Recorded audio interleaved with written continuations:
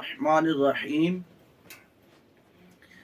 آج جس فرمان رسول کے ساتھ ہم حاضر خدمت ہیں وہ انتہائی خوبصورت اور انتہائی پیارا ہمارے نبی کا فرمان ہے، اور امت مسلمہ صلی اللہ علیہ وآلہ وسلم کے لیے دربار رسالت سے بڑا خوبصورت تحفہ ہے۔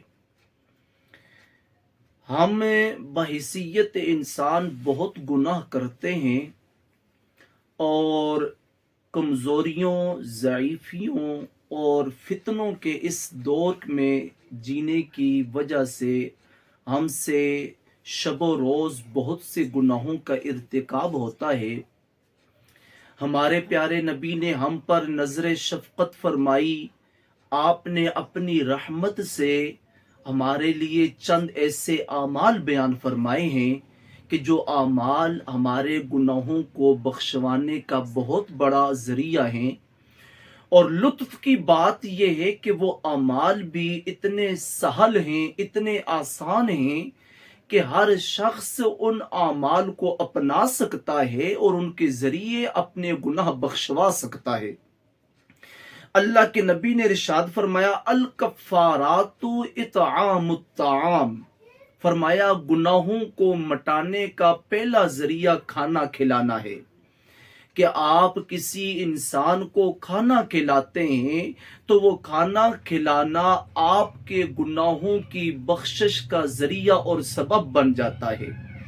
دوسری چیز، دوسرا عمل اللہ کے نبی نے ارشاد فرمایا وَإِفْشَاءُ السَّلَامِ، سلام کو معاشرے میں عام کرنا، کہ جب بھی آپ کسی راہ کے راہی ہوں، سفر میں ہوں، گھر سے باہر ہوں، تو جو بھی انسان مسلمان آپ کو رستے میں ملے آپ اس کو سلام کریں۔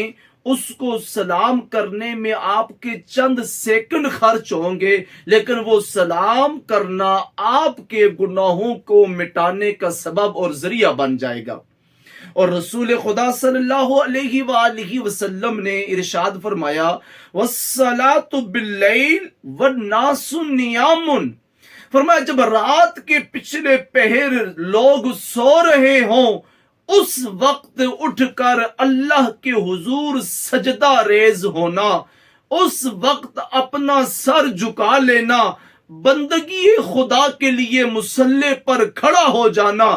پیارے نبی ارشاد فرماتے ہیں کہ یہ عمل میری امت کے گناہوں کے مٹانے کا سبب بن جاتا ہے، یہ عمل میری امت کے گناہوں کے کفارے بن جاتے ہیں۔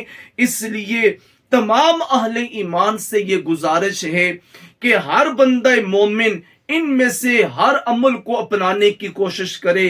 یہ سارے اعمال آسان بھی ہیں، جلدی ہو جانے والے بھی ہیں، ان کے لیے زیادہ مشقت بھی نہیں کرنی پڑتی، لیکن یہ چھوٹے ہونے کے باوجود عمل کا بہت بڑا ذخیرہ ہیں، اجر و ثواب کا بہت بڑا ذخیرہ ہیں۔ اللہ کریم ہمیں ان خوبصورت اعمال کو اپنانے کی توفیق عطا فرمائے۔